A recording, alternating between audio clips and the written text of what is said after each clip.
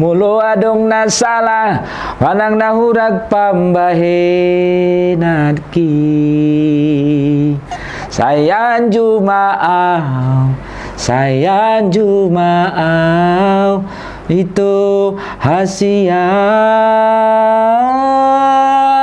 Sayang Jumaau, sayang Jumaau, itu nalagu.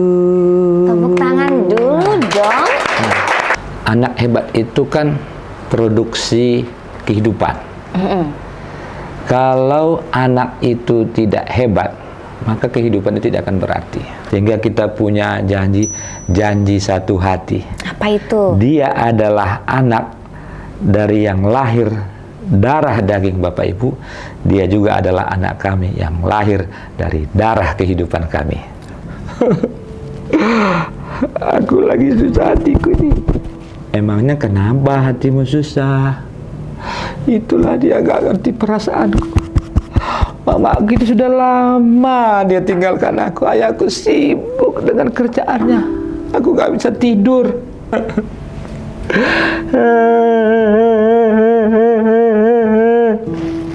Kamu kenapa? Aku nggak bisa daftar online. Loh, emangnya kenapa? Kamu kan punya handphone. Handphonenya bagus lagi.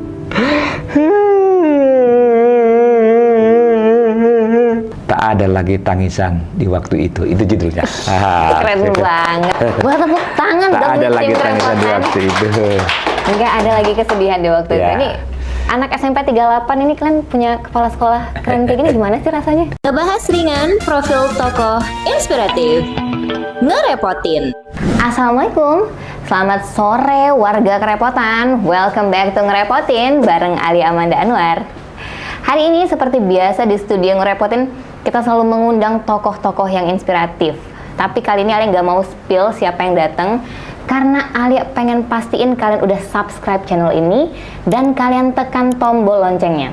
Jadi kalian nggak ketinggalan sama notifikasi terbaru dari kita. Nah, ini buat kalian-kalian yang suka sama video ini, kalian boleh like dan kalian share ke segala penjuru sosial media kalian. Dan buat yang udah subscribe, Ali ucapin terima kasih. Semoga habis nonton video ini tiba-tiba ada yang traktir kopi ya. Oke, hari ini di studio Ngerepotin kita kedatangan seorang kepala sekolah dari SMP Sekolah Penggerak ya, Sekolah Penggerak SMP Negeri 38 Medan. Nah, sebelumnya beliau ini juga adalah kepala sekolah di 7 SMP negeri lainnya di Kota Medan. Karena beliau ini orangnya kreatif banget ya, jadi nggak salah kalau beliau ini mendapat prestasi dalam bidang praktik inovasi belajar. Langsung aja kita sapa di studio kita, ada Dr. Andes Jamal Hussein Harahap, MPD. Halo Bapak. Halo. Assalamualaikum. Waalaikumsalam. Selamat sore Bapak. Sore Mbak. Bapak gimana kabarnya hari ini? Sungguh indah si kain batik. Oke. Batik dibawa ke Kota Pinang. Ahoy. Hari ini kabarku baik. Ahoy. Hatinya juga sangat senang. Oke. Ini Bapak Seraja Pantun ya. Pak, ke pasar malam bermain-main. Makan gulali, manis rasanya. Selamat datang ke studio Ngerepotin. Buat Pak Jamal yang ganteng orangnya. Burung nuri, burung cendrawasih. Ahoy.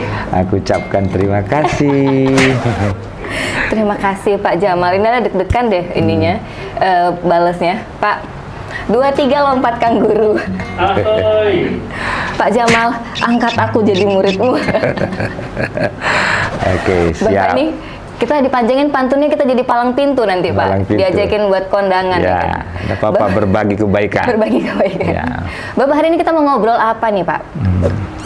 Serunya nih Pak, ngobrol apa ya? Karena ini masih tahun ajaran baru, sekolah-sekolah pada asik ngurus anak-anak murid. Oke. Kita perlu juga ngurus orang tua hebat untuk anaknya yang hebat. Oke. Orang tua hebat untuk anaknya yang hebat. Iya. Tapi Pak, Ale penasaran soal anak hebat ini Pak. Kenapa kita harus ngobrol soal anak hebat Pak? Anak hebat itu kan produksi kehidupan. Kalau anak itu tidak hebat, maka kehidupan itu tidak akan berarti. Bagaimana anak hebat itu bisa berarti? Tentu dari orang tua yang hebat. Tapi anak hebat ini apa nih Pak? Anak hebat itu yang pertama, dia bisa tumbuh dan berkembang sesuai potensinya. Nah, yang kedua, anak hebat itu dia bisa mewarnai hidupnya dengan apa yang dia miliki. Sesungguhnya anak yang hebat, yang bisa hidup dalam hebatnya adalah anak yang dia berkembang dengan potensinya, berkembang dengan bakatnya. Saya nih bisa nyanyi. Mulu adong nasala wanang nahurak pambahenadki sayang jumaau itu hasian sayang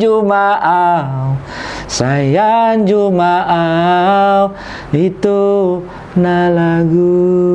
Tepuk tangan dulu dong.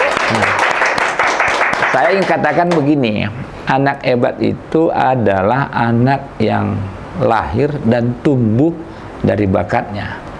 Kalau dia tidak bisa bernyanyi, dibawa ke alam bernyanyi, dia akan mati, dia tidak akan berkembang. Maka seorang guru, seorang tua harus tahu dia anaknya itu potensi apa yang perlu dihebatkan. Bakatnya apa nih ya Pak ya?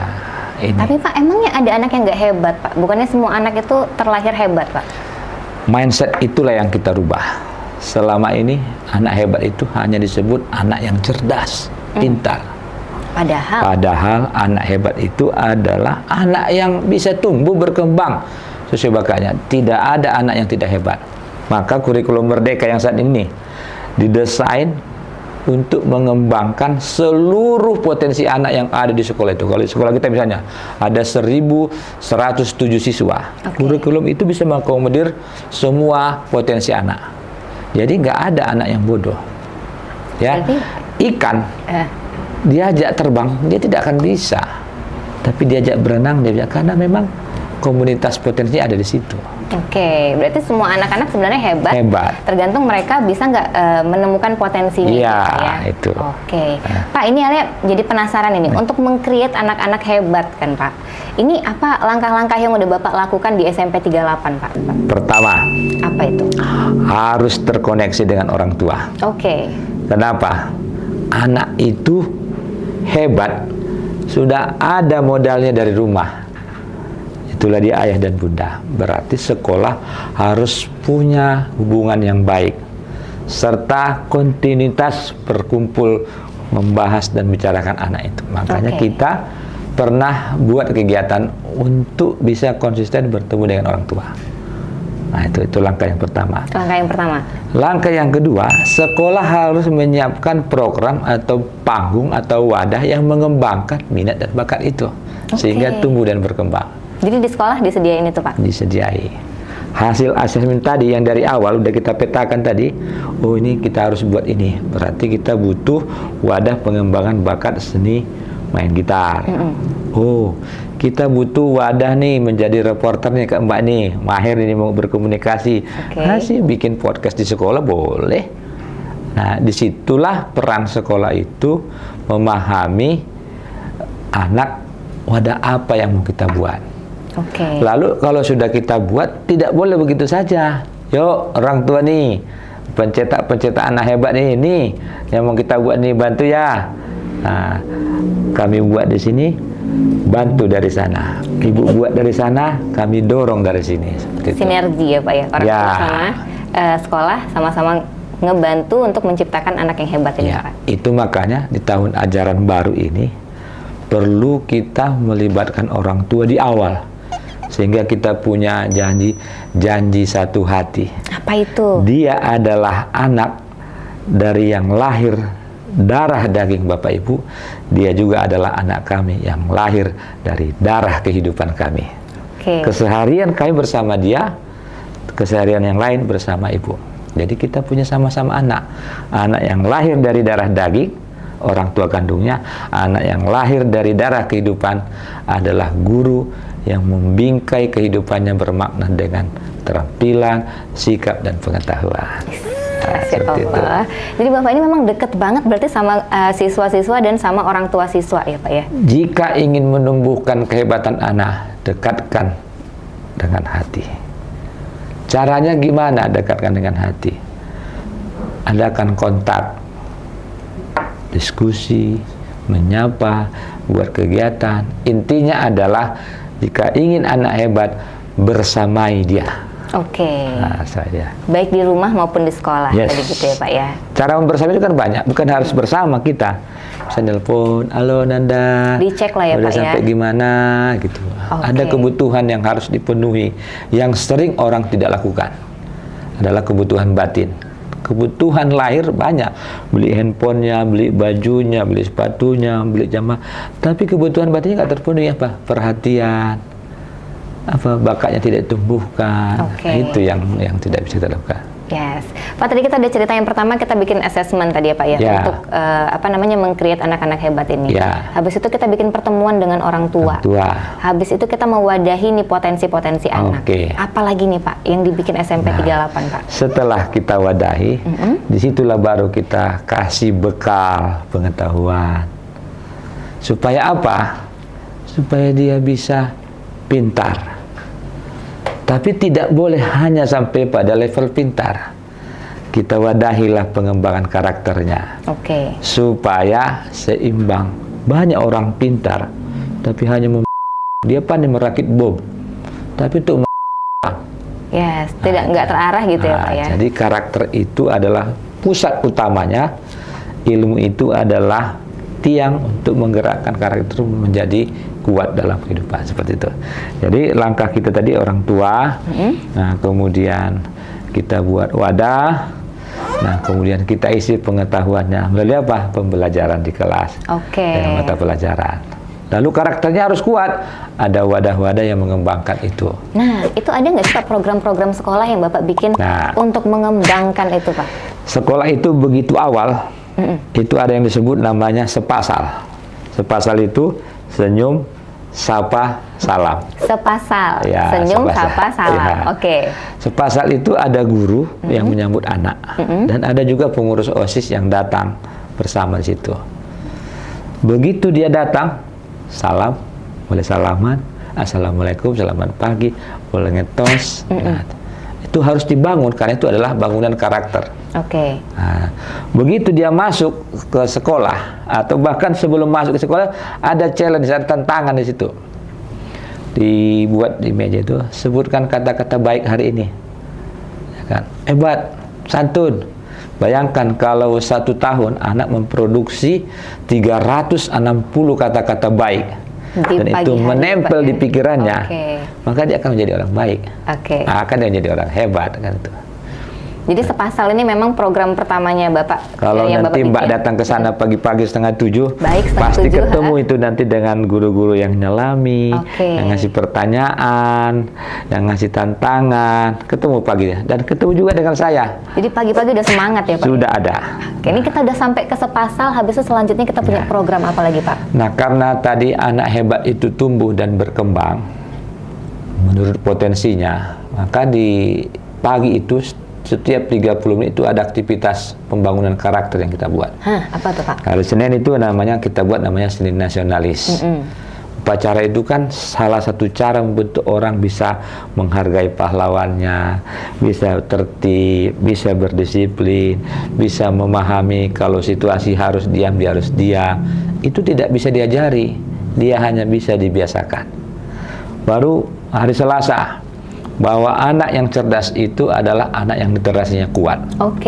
Maka kita ada namanya Selasa Literasi. Nanti Mbak kalau datang ke sana, salah satu isi dari Selasa Literasi itu ada namanya Token 38. Apa itu Talkshow Keren 38. Talkshow Keren 38. Itu ngapain Pak? Nah, di situ anak menjadi narasumber berdialog tentang satu topik dari apa yang dia baca gitu. Kemudian selain Talkshow 38 ada juga namanya tantangan berhadiah.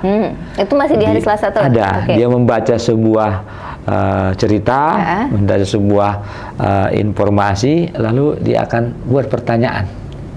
Siapa nih yang bisa merangkum 3 poin dari apa yang saya bacakan? Menunjuk, langsung lari, dia simpulkan, dikasih hadiah. Oke, hadiahnya apa itu tuh, Pak? proses. Nah, seperti itu. Hadiahnya apa tuh, Pak? Hadiahnya yang selalu mengedukasi. Kadang kita kasih pulpen, lalu ada instruksinya.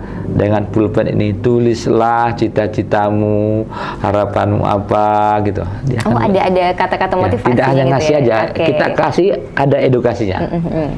Kemarin kita kasih bendo. Ada 38 di situ. Oh iya. Apa yang ingin kamu harapkan dari SMP 38? Oke. Nah, selain token 38 tadi, ada juga tantangan bertanya tadi. Kemudian ada games literasi. Games literasi. Ini banyak soal literasi kayaknya di sekolah Bapak ya. Karena literasi itu adalah kecakapan pemahaman. Banyak orang baca, tapi dia nggak paham. Contohnya nih, dilarang parkir di sini. Parkir juga dia. Yes. Dia bisa baca, tapi dia nggak bisa paham. Literasi itu adalah kontennya pada pemahaman. Baca badai, tapi tidak paham. Jadi makanya Bapak pengen bikin konten literasi itu di sekolah supaya anak-anak nggak cuma bisa baca doang, tapi bisa paham sama apa yang dibaca gitu. Karena literasi itu adalah bagian dari upaya membuat dia hebat. Pandai dia main gitar, dia kan harus baca. Gimana kunci-kuncinya, gimana cara supaya saya mendapatkan uang dari main gitar ini dengan cara-cara yang bagus, kan seperti itu kan. Nah, jadi dikasih kemasan itu. Oke.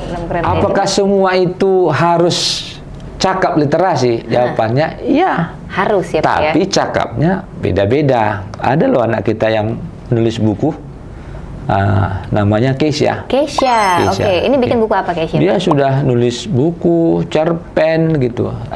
Tapi memang hebatnya di situ. Jadi kita dorong hebatnya itu. Tapi kemasan literasinya ada yang lain nggak Pak selain anak-anak bikin buku gitu? Ada satu lagi. Apa tuh? Namanya buku imajinasi. Buku imajinasi. Jadi setiap anak itu ada punya buku.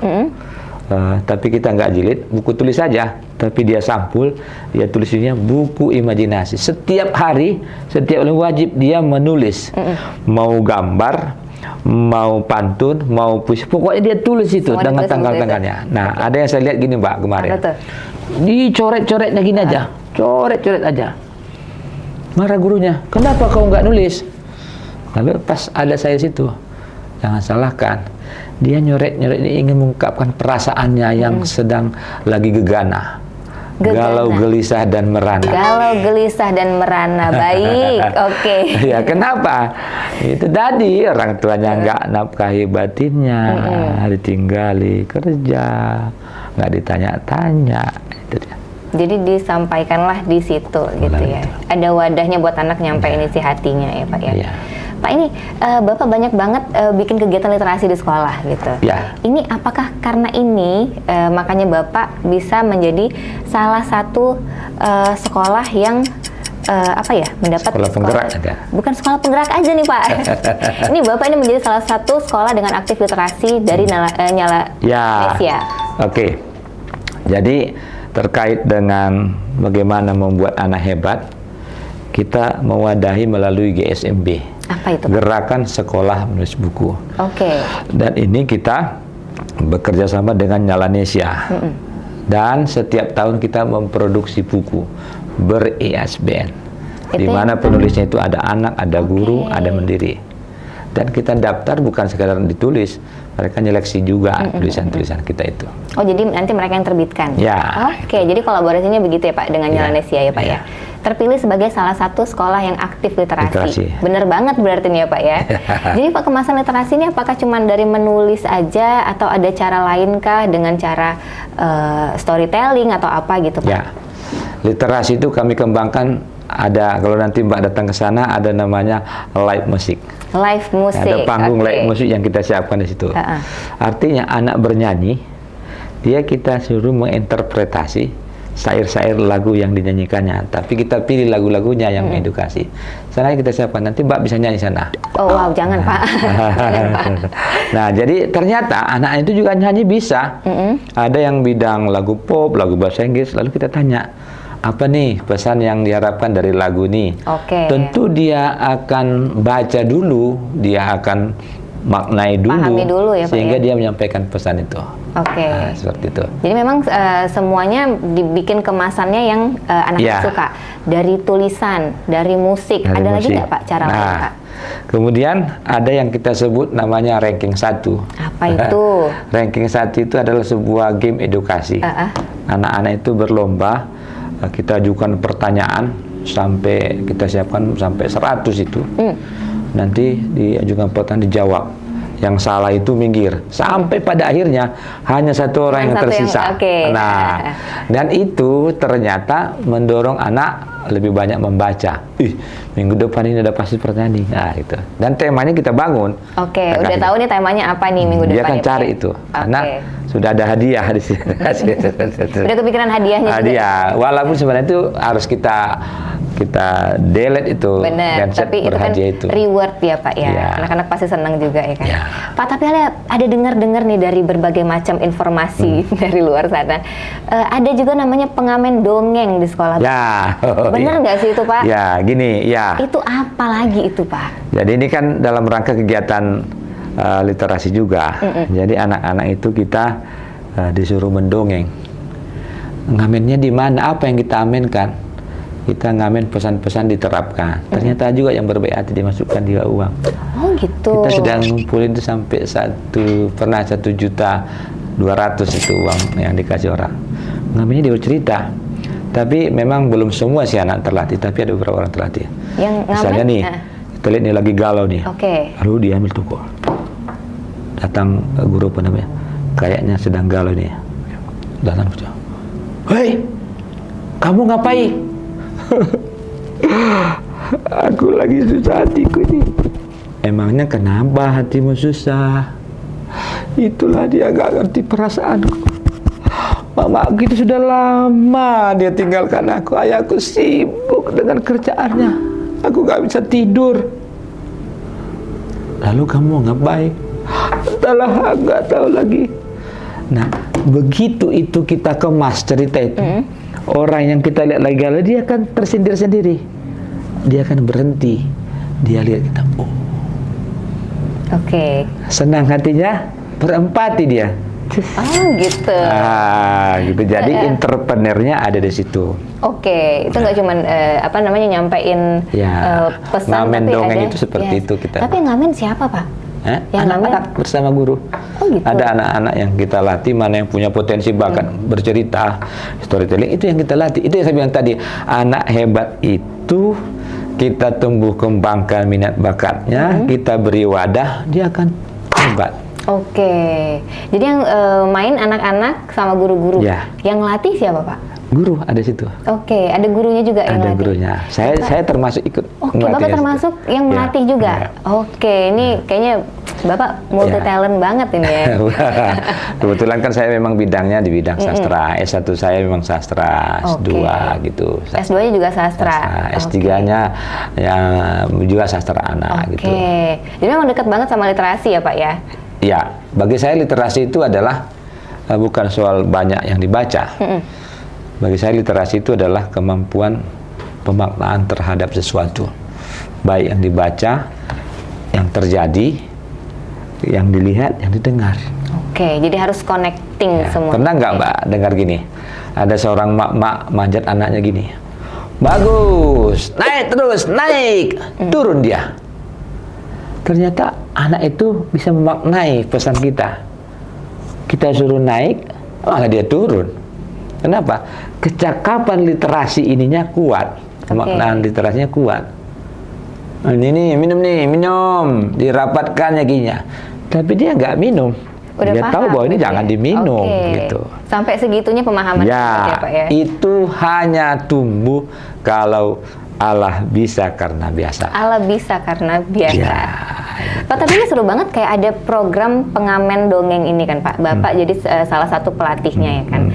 Ini Ale penasaran kan, Ale bukan anak SMP 38, jadi nggak bisa ngeliat Bapak pas lagi jadi pengamen dongeng. Boleh. Boleh dong Pak, kasih ke warga-warga kerepotan Pak. Oke. Sedikit aja pas Bapak jadi pengamen dongeng Pak. Oke. Saya ambil temanya yang ada ya.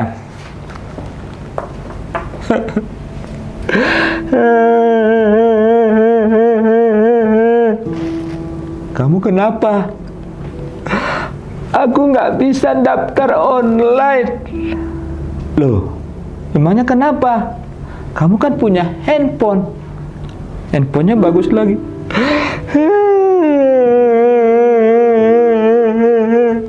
Ini nih nggak ada paketnya. Mamaku pergi, mamaku juga pergi. Aku tinggal di rumah sendiri. Kepada siapa aku harus mengadu? Aku lagi sekolah, nggak mau sekolah. Ada bapak tuh datang tuh. Kamu kenapa, nak? Dia menangis. Lantas si bapak nanya, kamu kenapa, nak? Handphone saya nggak ada pakainya, saya mau daftar sekolah online. Tiba-tiba bapak tadi, sini, biar bapak yang gantikan handphonenya. Didaftarkan handphonenya, kemudian dimasukkan datanya, dan terdaftar. Tiba-tiba dia lulus di SMP Negeri 38 Medan. Hore, aku lulus. 3 minggu kemudian dia datang. Pak, awak udah lulus SMP 38. Terima kasih ya, Pak.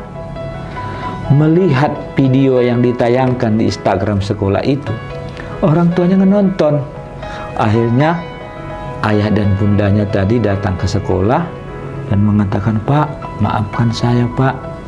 Saya akan mengubah cara saya membimbing anak. Saya tidak lagi mementingkan pekerjaan terlalu banyak. Ternyata anak saya butuh kebutuhan hidup batinnya, Pak. Sampai pada akhirnya si anak tadi berhasil dengan orang tua hebatnya, sekolahnya berhasil dengan hebatnya. Tak ada lagi tangisan di waktu itu judulnya. Keren banget. Buat tepuk tangan dong. Tak ada lagi tangisan di waktu itu. Enggak ada lagi kesedihan di waktu itu. Ini anak SMP 38 ini kalian punya kepala sekolah keren kayak gini, gimana sih rasanya? Aduh, ya ampun, ya, Pak. Keren itu, banget loh, Pak. Ya, keren itu karena ada orang lain. Tapi Bapak ini kepala sekolah iya. Habis itu jadi pengamen dongeng juga iya. Ya. Habis itu bikin buku dan lain-lain juga iya untuk sekolah. Ini kayaknya honor Bapak double-double deh ya, Pak ya. Honor saya banyak. Oh, banyak. Banyak bukan dari segi uang. Oke, jadi dari mana, ketika Pak? banyak orang yang pandai, gara-gara kita berkreativitas, inspirasi kita akan dapat rezeki. Rezeki apa? Uang juga bisa. Yes. Uang juga bisa. Ketemu saya dengan, misalnya si Mbak ini, ketemu saya pas mau beli apa nih? Mau beli kertas-kertas itu. Lalu saya teleponnya, Mbak, antar langsung, saya pun mudah ngasihnya. Kemudian itu dimudahkan. Iya. Dimudahkan semua urusannya Bapak, ya kan? Jadi harta itu, rezeki itu adalah dimudahkan urusan. Di mana-mana ada rezeki. Pak, tapi kita cerita program sekolah ini kan udah seru-seru banget nih Bapak bikin kan. Tapi siswa Bapak ini banyak banget, 1.133 kelas. 33 kelas. Maksimal, ya kan? maksimal. Nah itu pasti ada lah yang nggak mau ikutan sama program-program Bapak. Nah itu Bapak tuh gimana tuh nanggepinnya? Nah, ketika kita ketemu dengan anak-anak yang tidak mengikuti program, berarti kita perlu merefleksi apa nih yang nggak penuh. Pernah gitu, dia nggak bisa baca, nggak mau ikut salah satunya. Ternyata dia cuma pengen main bola aja gitu. Ya udah, kita bikin ekskul futsal di sekolah itu. Oke. Bisa. Tapi misalnya kemarin kita juara 1, juara 2 itu mini soccer Kota Medan itu dua tim itu menang dari kita. Oke. Dan mereka yang main itu bukan anak-anak yang juara 1. Nah, tapi main dari ranking kalau dari nilai akademiknya itu mereka dia yang biasa. Gitu. Nah, seperti itu. Tapi memang mereka punya potensi di bidang yang lain gitu ya Pak ya. Pak, tapi misalnya nih, kayak tadi storytelling itu kan bagus banget ya gitu. Misalnya ada orang tua tuh, ada anak yang punya bakat di storytelling nih, ya kan. Tapi orang tuanya ngelarang atau orang tuanya nggak suka lah anaknya ikutan storytelling gitu. Nah itu Bapak gimana tuh Pak? Disitulah peran pentingnya parenting itu. Oke. Dalam parenting yang kita bangun di sekolah itu ada 2. Selain mendorong semangatnya menjadi orang tua hebat, kita memberi fakta, data tentang anaknya. Kemudian kalau ada yang nggak mau dia ngasih anaknya berkembang di situ, berarti ada yang belum connect itu. Kita panggil orang tuanya. Biasanya kita diskusi. Ruangan saya itu selalu sering ketemu orang tua. Tamunya silih berganti sering ketemu setiap orang hari tua. ya, Pak? Ketemu air mata, ketemu ketawa-ketawa, ketemu macam-macam seperti itu. Oke. Nah, itu. Jadi memang harus orang Ya. tuanya harus tahu dulu ya. Jadi Orang kalau ada tua harus sering ketemu dengan sekolah, baik melalui guru, kepala sekolah, parenting bersama. Kalau tidak, kita tidak akan memahami anak secara utuh. Oke. Tapi itu kan berarti Bapak caranya tadi panggil orang tuanya lah Panggil gitu ya, orang tua. kan ngasih tahu nih anaknya punya bakat ini gitu. Ya. Nah tapi kalau misalnya bakatnya anak ini ternyata fasilitasnya nggak ada di sekolah, misalnya kayak dia suka balet gitu Pak. Ya. Nah itu gimana tuh Pak? Punya Nah. bakat di bidang itu tapi di sekolah tuh nggak ada fasilitasnya gitu Pak. Dia asesmen itu kan gunanya bukan hanya sekedar mendata, ya kan? Begitu ada data itu ternyata aset kita tidak mendukung. Nah, ini saya ambil contoh nih. Dinas pendidikan ini. Ada anak yang pandai main basket di situ. Tapi ternyata kita bercerita ke Dinas Pendidikan, Dinas Pendidikan memfasilitasi. Kita sudah dibuat itu lapangan basket itu. Berkembang. Ada yang kemarin main drum band pengen, tapi nggak drum bandnya udah ada gitu. Nah, jadi ternyata curhat kita ke pemerintah, ke negara itu ketika berbasis data, negara pasti bantu. Dinas Pendidikan sudah banyak memberi bantuan sama kita. Oke. Drum band. Bahkan ini ada yang baru, sekolah itu harus punya sanggar dan punya klub untuk mengembangkan minat dan bakat. Ada apa itu? Ternyata teropong Dinas Pendidikan terkait sekolah untuk maju dan berkembang sangat kuat. Bangga yang kita. Jadi memang akhirnya Dinas Pendidikan ini ngasih fasilitas untuk sekolah-sekolah yang tadi nggak memfasilitasi nih bakat-bakat yang udah tertentu kita ya, Pak, dapatkan ya? nih, drum band ada. Oke, awalnya nggak ada. Ya, kemudian lapangan futsal ada. Nah, bahkan fasilitas belajar itu mobilernya sudah keren-keren. Tinggal menjaga merawatnya kita nih. Nah, gitu. Nah, artinya seperti itu ya. Walaupun sekolah itu tidak bisa mengembangkannya secara murni, kita dorong ini orang tua ini. Nah, Bu, kayaknya ini bisa dikembangkan ya dengan cara yang lain. Nah, sekolah itu kan punya keterbatasan juga, tapi tidak boleh keterbatasan cara. Oke. Nah, itu. Harus ada cara terus. Harus Pak, ada ya? cara, tak satu jalan ke Roma. Oke. Ya. Pak, kalau tadi kita cerita program-program yang mengasah bakat anak ya kan Pak. Tapi kalau program-program yang mengasah karakter anak, Ya. ada nggak Pak? Itu tadi, yang pembiasaan tadi kan, selasa literasi, Rabu bersih. Rabu bersih itu adalah pembiasaan peduli lingkungan. Jadi itu setiap Rabu itu kita baris, lalu anak-anak kita kerahkan, ada yang mengutip, ada yang membersihkan. Lama-lama terbiasa. Begitu kita bel, mereka udah tahu nih. Belum lagi baris, mereka sudah ambil tong sampah itu dibawa. Nah, itu kan berarti terbiasa gitu kan. Nah, kemudian begitu ada lihat sampah yang di mana-mana kan ada yang buat namanya ambil sampah buang gitu. Dan sekolah kita memang kita larang menggunakan plastik untuk menghindari banyaknya sampah. Oke. Maka sekolah kita itu kan sekolah adiwiyata tingkat nasional itu. Wow, itu tahun berapa Pak? Ini kita mau menuju adiwiyata mandiri. Udah mau adiwiyata mandiri. Karena puncak dari adiwiyata adalah adiwiyata mandiri. Dan ini menuju ke sana ya Pak ya? Ya. Ini semoga lancar-lancar ya Pak ya, prosesnya ya Pak ya. Bapak, ini kan kita cerita masalah program untuk membangun karakter anak, untuk mengasah bakat anak-anak juga gitu. Apa sih tantangan-tantangan yang Bapak hadapi dalam menciptakan itu Pak? Pertama, kejenuhan. Nah, itu kejenuhannya ada di? Yang kedua, dukungan orang tua. Oke. Ini yang jenuh siapa nih Pak? Kejenuhan itu anak-anak. Oh oke, anak-anak jenuh. Ya, berarti kalau jenuh, kita refleksi bersama guru, bersama tim. Kita perlu cara yang beragam untuk membuat anak tidak jenuh. Oke. Sama dengan tadi, selasa literasi. Nggak boleh membaca buku aja. Hari Selasa pertama token, kemudian challenge, kemudian game. Dan dia tidak tahu itu perubahan itu bentuk-bentuk literasi yang kita kembangkan itu. Oh, jadi ada storytelling, gitu ya, ada bernyanyi dengan menjelaskan maknanya. Itu. Jadi banyak cara yang dikemas untuk pengembangan literasi. Jadi caranya itu kejenuhan itu selalu ada. Namanya juga manusia. Yang kedua, dukungan. Dukungan dari? Nah, orang tua. Oke. Kita udah tahu nih perkembangannya nih. Kita minta mereka dukung untuk mensupport, mengawal di rumah. Support baik perhatian. Kalau memang ada dana, mereka fasilitasi gitu kan di rumah seperti itu. Supportnya seperti itu. Kemudian komitmen. Komitmen itu dibangun dalam sebuah kesepakatan. Gitu. Makanya kalau di kelas itu ada namanya kesepakatan kelas. Itu di itu ada itu kesepakatan kelas. Gitu. Ini konsekuensi, bukan hukumannya konsekuensi. Gitu.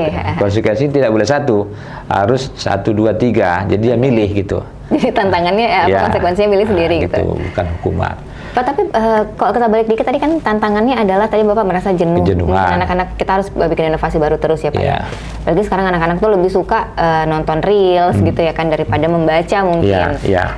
Terus habis itu kayak dukungan orang tua gitu. Nah, gimana kalau ada orang tua? Gimana kalau ada anak-anak yang nggak ada orang tuanya? Gitu? Nah, saya mau berkisah nih. Ada anak kita tadi yang udah tamat nih, yang pandai main gitar itu. Dia sebenarnya tidak tinggal bersama kedua orang tuanya. Tapi dia tinggal bersama tetangganya. Dan udah tamat ininya, pandai main gitar itu. Nah, bagaimana mensupport itu?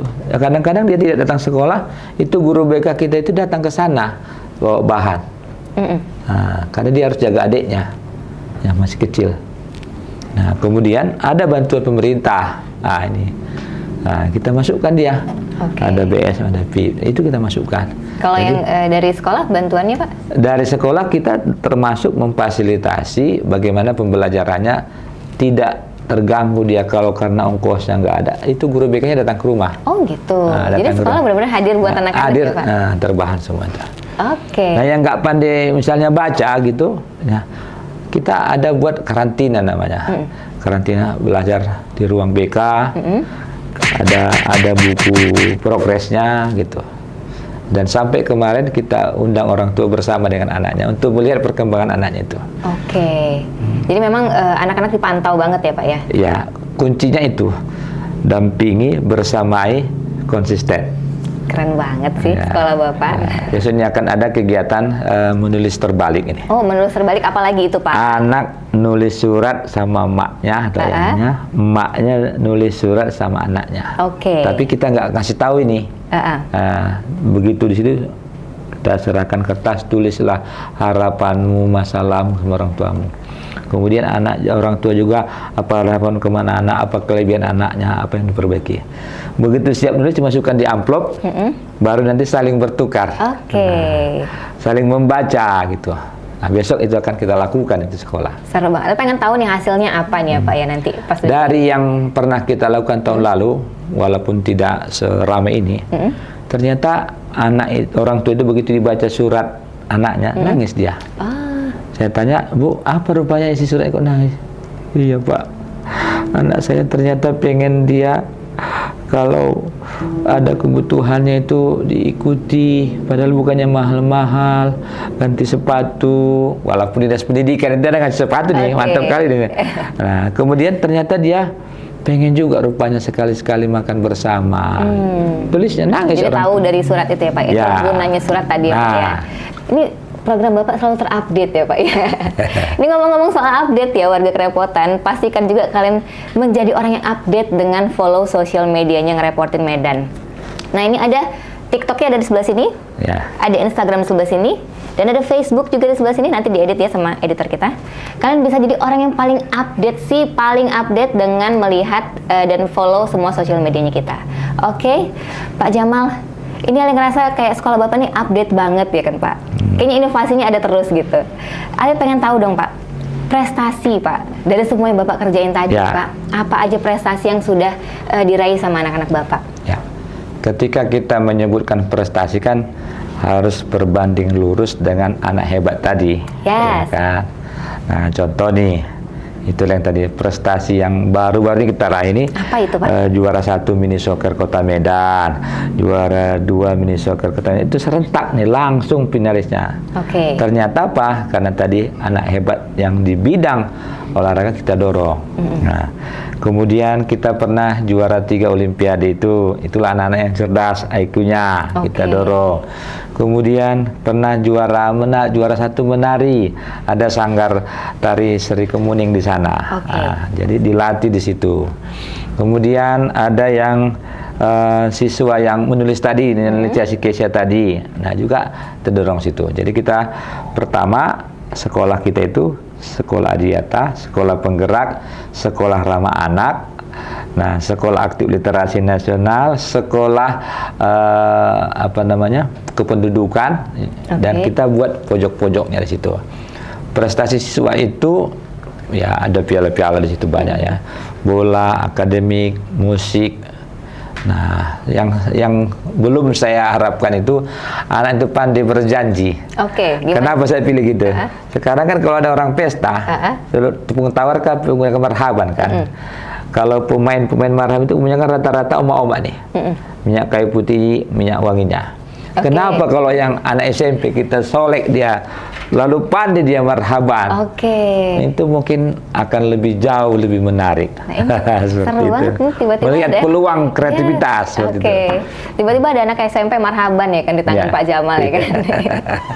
Pak Jamal ini mau terima kasih banget loh buat Bapak sudah sharing ke kita tentang program-program keren yang udah Bapak bikin, udah sharing juga tentang kendala-kendala yang Bapak hadapi dan ketangguhan Bapak menghadapi semua itu ya Pak, untuk mencetak anak-anak hebat untuk Indonesia Pak.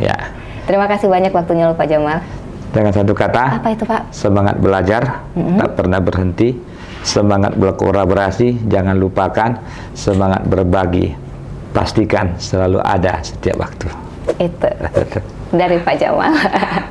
Pak Jamal sehat-sehat terus ya Pak ya. Siap. Kita ketemu lagi next time ya Pak. Yes. Buat warga-warga kerepotan ini, kita udah ngobrol dengan Pak Jamal. Semoga obrolan kita ini menginspirasi ya buat kalian semua. Dan ini ada juga pengen ngingetin ke kalian nih. Kalian boleh banget untuk tulis di kolom komentar siapa lagi sih yang kalian pengen untuk datang ke studio Ngerepotin buat kita ajakin ngobrol-ngobrol santai. Oke, terima kasih banyak udah nonton Ngerepotin hari ini. Kita ketemu lagi di Ngerepotin selanjutnya. Bye-bye. Ngerepotin. Ngebahas ringan profil tokoh inspiratif.